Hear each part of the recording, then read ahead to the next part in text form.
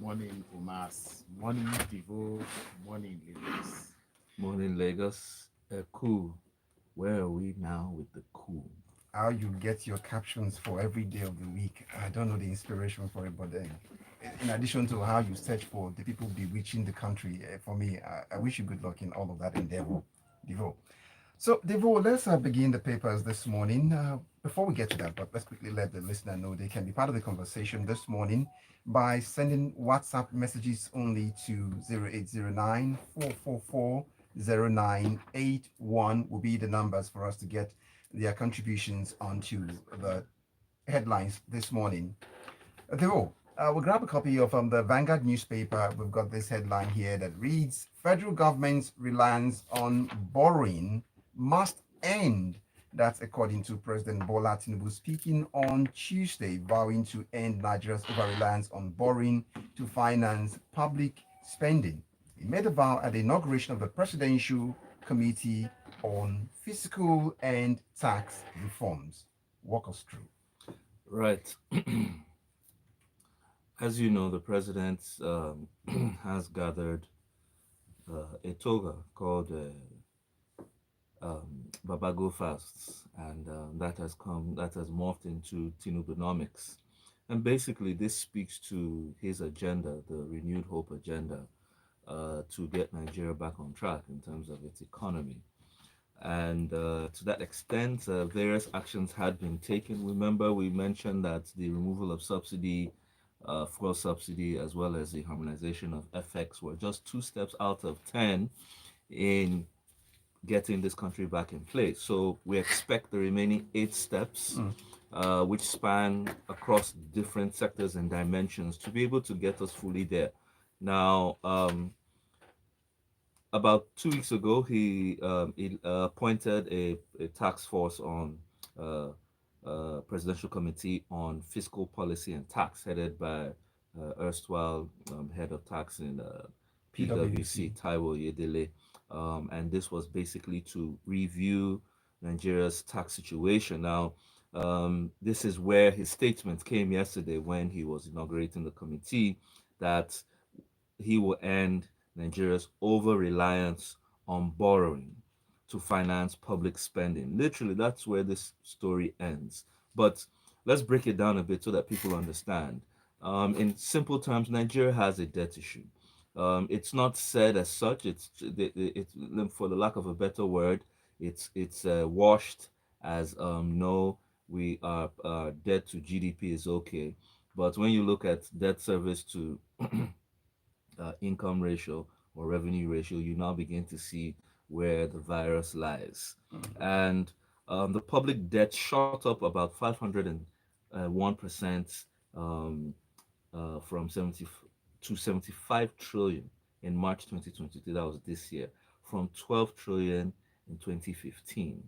Now, the truth is, the DMO has been saying that the debt stock comprises of both foreign and local debt, with the local being higher, especially because of the 22 trillion from the Ways and Means, which the federal government kept on borrowing from the CBN above then their legally means, which at the end of the day, when you go a borrowing, you go a soaring. The real lesson there is that someone has to pay. If it was not that administration, that's why they say posterity, our children, which they borrowed, I think they got a passage from the Senate Mm. for it to be spread across 30 years. Now, um, the country spent so much in trying to service the debt. Under World Bank figures, we were at 83.2% in 2021. And I think before that last administration, it was knocking at 9,900, because the World Bank is saying that debt service to revenue ratio should rise to 103%. Now, that's big English. Let me make it simple for people listening. The money you earn is not enough to pay back even the interest. We're not even talking about the principal. Yeah. So you can see how bad the scenario is. Now, in looking at these tax laws and tax reforms, it is in tandem with Tinubu's history, especially when he was in Lagos and he was able to raise the debt stock for the state from about 50 billion per month to about 400 billion. And that simply was referring to the tax net, the number of people who pay tax and the quality of the tax. Now, When you speak to public debt, you're talking about the federal and the state government combined. Now, whilst there is a debt stock, the issue is the little that we make, there are viruses. And we cannot talk about debt without referring to the viruses because we didn't just get here overnight. We didn't just get here by waking up and blinking and all of a sudden we're owing. One, at the top of the list is a weak tax net, meaning a few percentage of productive Nigerians, both from the informal and formal sector, are paying tax. Okay? But we've still not been able to capture a vast majority of the Yeah, population into paying so taxes. that is what we're hoping that this tax committee will be looking at. And that okay? also links me to what in your own expansion on the papers this morning you mentioned. Now, earlier on, Lakunle was asking a rhetoric question when he got into the studio this morning, and he was like, can you really live without borrowing? Even the best economies of the world, the US that is seeming to be leading in terms of the world economy, and Yes. they all have histories They with borrow. debts, with they borrow. So where is this toga coming from? You would Yeah, end borrowing. there is no crime in borrowing. That's why they call it the quality. What did you borrow for? And did what you borrowed for get to what it was meant? Like I said, I'm speaking to the viruses. How did we get here? Apart from the weak tax net, subsidy. Subsidies are given when you can afford it, okay? Yes. So the government, now when I say subsidy, I'm not talking about what people received. I'm talking about what was earmarked in government's pocket, and I'm not talking about the budget because it moved from the budget to NMPC direct, what did they call it, under recovery. Subsidy was almost, remember the amount approved was about 7 trillion. We were making about 10, right? You make 10, you spend 7 on just subsidy alone. What do you have left? Your pockets are already dry already. Yes. Crude oil theft killed our revenues. It sank to as low as 700,000 barrels per day for a long time before it started getting back. Now, these were the issues that were killing Nigeria's capacity to actually pay for itself because we had a bloated government.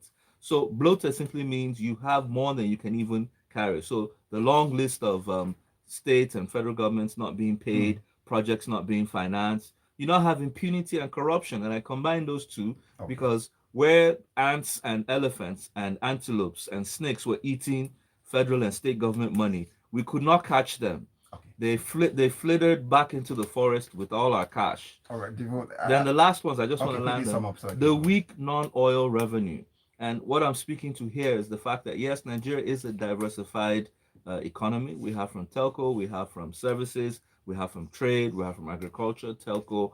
But and this is where we speak to production. That 7 trillion should have been spent in empowering the non-oil revenue so that Nigeria becomes a productive nation, not only locally, but also earning as much FX to support the government part. And then lastly, the weak capital expenditure. Because we spent so much on maintaining government, both at the state and at the federal side, very little is spent on capital infrastructure. When we talk about capital infrastructure, we're speaking directly to infrastructural investments. That's what creates jobs. That's what makes the economy work. That's what makes life in Nigeria bearable. All right, thank you so much, Devoe, for the great explanation you've given and done justice to that headline very well. So I drift on down to Lakunle on this one. It seemed like a bloated morning already, even though we see on the horizon already, we see that there will be another bloated incoming cabinet, but that's not why I'm getting to you now, Lakunle. The Punch newspaper is what you're looking at right now, Lakunle, and the headline there is Niger. ECOWAS plans fresh sanctions on Burkina Faso, Mali, and UN talks fail. Walk us through the story. So yesterday or 2 days ago, there was a UN mission, there was an African Union mission, there was one, I think it was the ECOWAS mission that was led by retired General Abu Salami Abubakar. Those ones actually got to Niamey, but they were refused access to the head of the military government. The big man didn't want to see them now. In diplomatic circles, that's the biggest insult any country can receive when the head of government or any official of government of a host country refuses to see a delegate sent by another head of government. So The insult there is not to Nigeria, it is to to ECOWAS as a whole. There are 16 Yeah. and one adjunct member. I think Cameroon is the adjunct member. They don't know whether they are West or Central Africa. So They're I think that, central. so in that regard, so when you say that we are imposing economic sanctions, what exactly are these economic sanctions? Do we have power over what they do in their country? Okay, so we say we stop them from using our ports to shipping things. Niger is landlocked, Burkina Faso is landlocked, Mali is landlocked. So how many other countries around us are doing the same thing? Don't forget they have access to the sea via Algeria. They have access to the sea via Libya. I think, of course, Libya is in a different world of its own right now. But the point is that Libya is supporting the government. Algeria is supporting the government of Niger today. So, which means if we stop them from using our ports, they can easily divert whatever to the other side. Yes. Then the presidential spokesperson in Nigeria says something here that um, that more sanctions are being imposed on individuals and entities relating with the military junta. And it says that this is being done through the Central Bank of Nigeria. And I'm asking myself, does it then mean that there are Nigerians who, by virtue of being close to us, who do businesses in Nigeria, whose major businesses or whatever we want to call it in Nigeria, and the CBN can actually trace their funds in and out of Nigeria and can hold it because, and they can identify such people as relating with the junta in Niger. Yeah. Don't forget also Burkina Faso and Mali are also in this state. My personal conspiracy theory about this was that it's just unfortunate that President Tinubu is the chairman of ECOWAS at this point. I felt that at the time he assumed that position, I felt that he should not have taken that position because this was his first meeting of ECOWAS. And then he assumes the position, and then a month after, there's a coup in Niger, and everybody is prompting him to go out there and speak and say, we're imposing this. Peradventure, he wasn't the person. We would not be saying Tinubu said. We'll be saying ECOWAS has said. So right now, we Nigerians are carrying the problem in our head as if it is a Nigerian problem. It is actually not a Nigerian problem per se. Granted that Niger is our immediate neighbor. 5 or 6 of our states have direct borders with Niger. Okay, so in that regard, yes, we'll say there's a Nigerian problem. Don't also forget, no, this is a long shot. The River Niger that we dam in Kanji passes through Niger. It's an see the point we will try to make is that so we have gone with a big threat. We'll explore military option. Like most people have said, that should not have been on the table from day one. Yeah. We should have started from the persuasion, the whatever that we needed to get out of them, the negotiations that need to be done.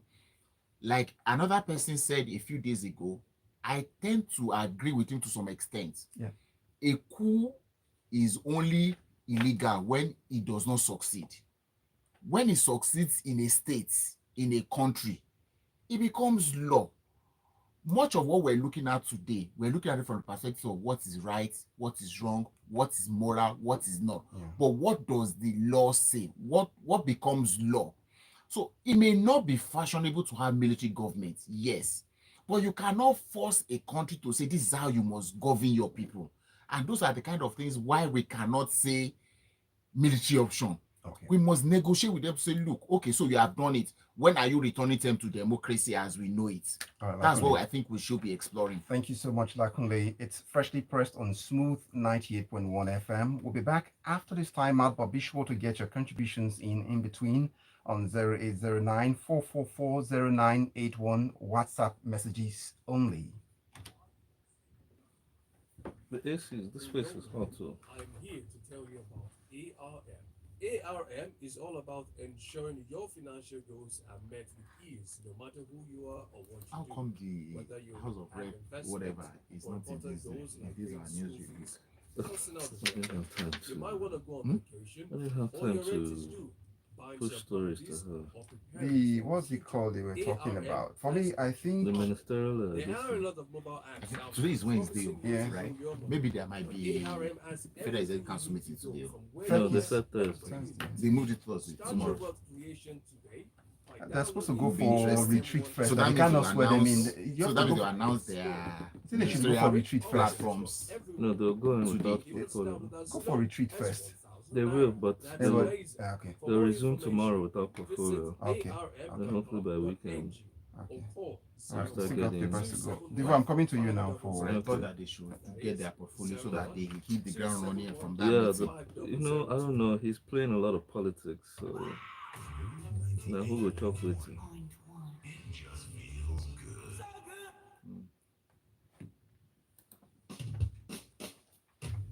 We're back. Okay. Smooth 98.1 FM. It's still freshly pressed, and we're looking at the headlines, the dailies. This morning, I've got Devoe here with me, and I've got Lakunle. Good morning, guys. Morning. Morning again. Devoe, let's quickly stop by with this news headline from the Vanguard newspaper. Strike: Nigerians are dying. Federal government begs doctors. Well, the federal government here is speaking through the PM, that's Permanent Secretary, Federal Ministry of Labor and Employment, Dr. Daju Kachulam. She was making an appeal to NARD, that's the National Association of Resident Doctors, who had embarked on their indefinite strike, protesting some items that literally have been on their list for some years now. Now, Dr. Daju was letting them know that many Nigerians are dying in many hospitals. As you know, resident doctors make up the bulk of practicing doctors in many of our hospitals, alongside consultants, those in house training, etc. Co. And if they are to down tools, it simply means the few doctors left would not be able to manage or even operate properly. Now, she was begging them that more Nigerians would die because of their absence in the hospitals, and that they should shelve um, any perceived or real um, obstacles towards a speedy resolution for the love of the nation. As motivationally sound these words are, NARD had responded that their interest was to protect the interests of their members first as a matter of policy, lamenting that the avoidable labor dispute had gone too far. Now, um, it goes without saying that this administration had its homework cut out for it when it started because of all the issues that were carried over from the last administration. And at the top of the economic concerns were social amenities. Social amenities refers to education, refers to health, refers to road. These are the things that all of us share, all of us need, and basically this is where if there's going to be any change in your life, it's going to come from these sectors, okay, and then agriculture. Now, already, if you remember, the resident doctors had protested with a warning strike in the last administration, and eventually agreed to shelve their strike because of the new administration. So I can understand why they have turned their backs on the federal government in a bid to get their needs met. Now, the federal government, whilst the PM is not saying much, maybe because the ministry is waiting for the appointment of a minister to be able to uh, authoritatively move things forward. The point here is this: we need the federal government to start applying strategy to some of these issues, not PR, not politics, and neither should you throw money at them. You need to look at what first of all brought them to this scenario. How are we operating? Is the operating model the best? How can we? Because the truth is, when government cannot carry this heavy weight in some of these things, they're going to have to begin to look at how they can transition out of this operating model whereby they're the ones that take care of practically everything. But Devo, can the government as it is take care of, meet all of these the demands being made by these resident doctors? Isn't there somewhere that there could So be a meeting ground? Because the moment you settle one of this union, the next one comes up like we it's a know battle for that's why I who is said more important. we know the full line. ASU is already Mhm. warming up the engines. The point is, like I said, the operating model. Government cannot operate, cannot own some of these systems that it had hung on to for many years. At some point, you're going to have to liberalize. Okay, remember NNPC at some point Mm. to stem the perennial debts that was being accrued. At some point, NNPC in quotes, that's on paper, was liberalized. It became private.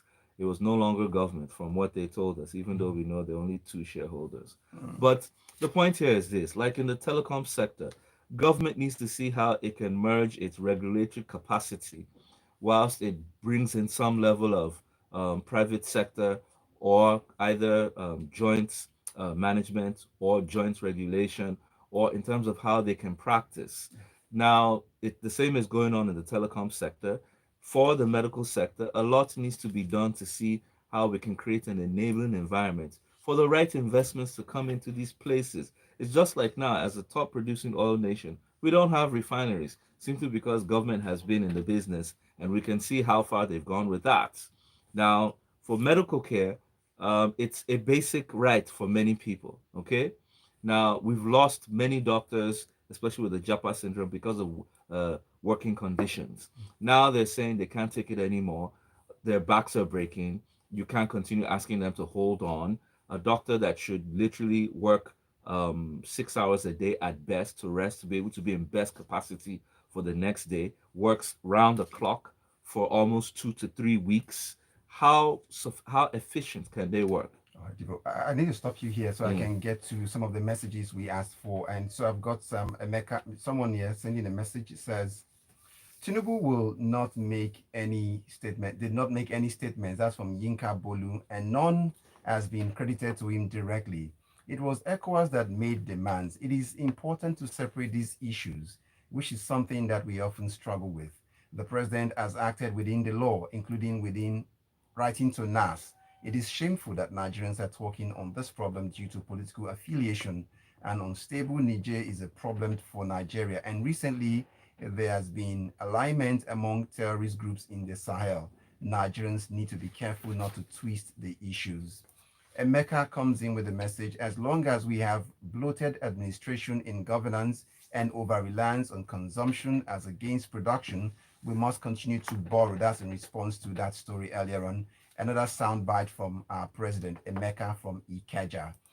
This next one comes in here. Ken from Lekki. Good morning, crew. Enough of these rhetorics. How can you end borrowing when not too long ago you signed off on 800 million US dollars and 500 billion naira?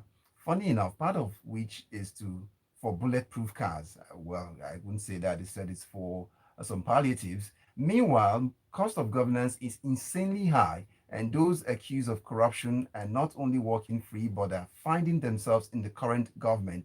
Funny, your analysis is not looking at those but rather encouraging more taxes for the already exasperated masses. Are you aware of the suffering of your countrymen? Ken from Lakunle, quickly because we must get into the messages. Please don't let look at it. Nobody is advocating for more tax. What we have said is that instead of 1,000 people paying tax, let's see us get 2,000 people paying taxes. So it Yeah, relieves all of increase. us, That's not increasing the net. increasing the amount, but increasing the number of people who pay taxes. I must go to Rexy here. Rexy says tax revenues can be tripled without new taxes. In fact, we can reduce the number, just took the words off your mouth, number of taxes, but widen the tax net. If it's simple and easy to pay, more people can be brought into the tax bracket. Tinubu will do that for us. That's from Rexy. And I move on now to grab Benga Kamu's message. He says, given the delicate security situation in Nigeria, a crisis in Niger is a Nigerian problem. We can't afford another Libyan situation on our borders. Benga Akamu. Saratu from Ogun State, Owode Idiroko says, good morning, freshly pressed. In the case of Niger, President Tinubu should mind himself. Oh, We are already in a war with Boko Haram, bandits, and ESN, unemployment, poverty, and it goes on, hunger, etc. Thanks. That's what she has to say. I see Yinka Bolu still typing. Let's get on to James in Asaba. Nice to hear from you from Asaba all the way, James. And this one says the federal government cannot continue to appeal to the conscience or sympathy of doctors when the federal government isn't willing to make similar sacrifices. Bottom line, the federal government lacks any moral or legal justification to request anything except do what they ought to do.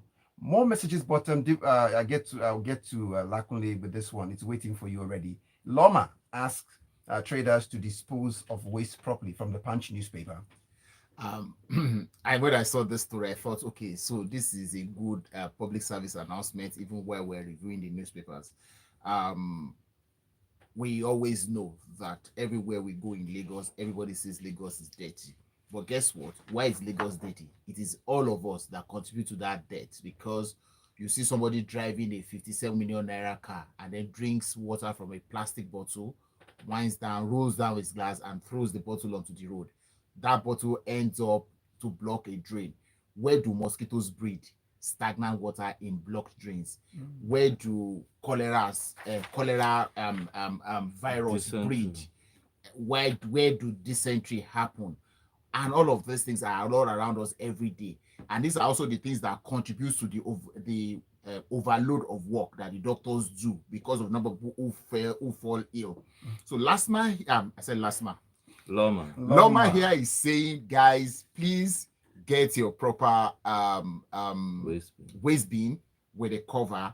I got a letter in my house, I think earlier in the year, that I must make sure that my bin has a cover. Pay your Loma due so that your bin can be disposed regularly. In the market people, please organize yourselves into units within your market and have proper bins. Don't throw your waste on the road.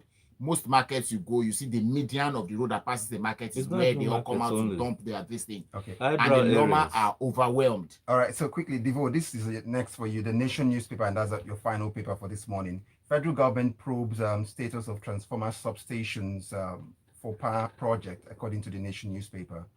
Well, it's not much of a story. Siemens did agree with government to lift our national grid by 2,000 megawatts some time ago. That required the importation of 10 mobile transformers and substations. Now, we hear that they had disruptions due to the COVID pandemic, so they were not able to deliver on that goal. So the Nigerian Electricity Management Service Agency, NEMSA, is probing and looking into the matter in terms of inspection, trying to confirm the claim. As you know, payments are due, and at the end of the day, when time lags, it will change the time value of money. So we wait to see the outcome of the probe and to see whether at the end of the day the investment with Siemens was worth the while. It will translate into regular power supply for Nigerians and giving us value. So let's quickly close up with the messages we've got coming in. I've got Fabian who sent in this one from Ekbe. The government should have reached out to the doctors at first rather than sounding tough with no work, no pay tactics. If the government is serious, it will have a reasonable roundtable discussion with all stakeholders and start implementing the recommendations. Fabian from Ekpe. Kehinde Olanigon says, the cost of governance is extremely high in Nigeria, putting into consideration the allowances in the National Assembly and the executive. We need to cut this down so as to accommodate at least something reasonable for the doctors. Kehinde sent in that one. I've got Chioma who sent in this one. Our constitution is, as it is, really needs serious overhauling. One, why do we have to wait for ministers to come in when we have permanent secretaries for various ministries? Two, she goes on, all the time government had said they're training their staff with taxpayers' money. What difference will the ministers do that permanent secretaries can't do? So I see this point. Choma wants us to revert to permanent secretaries. They've been employed to do the job. Let's save that money. We pay for these people who we bring in. What's Yinka Bolu all about this morning now? It goes on. You see, comprehension is a problem. Thanks, Lakunle, because increasing the tax net has always been what the president has said. And finally, Olabode comes up with this one. Good morning, guys. There is a clear line between mediation and carrying the matter on your head. Nigeria problem is more than Niger. Well, that's a wrap on Freshly Pressed this morning. Devoe Okorie, thank you so much for your time. Bless you. I want to say thank you to Lakunle also for your time this morning. Thank you, Mars, for having me this morning. My name is Omatseye Atsenuwa. I'll talk to you in 15 minutes when Tega Onojaife will be here for the locker room. It's gone a minute past the hour of 8 o'clock. Good morning.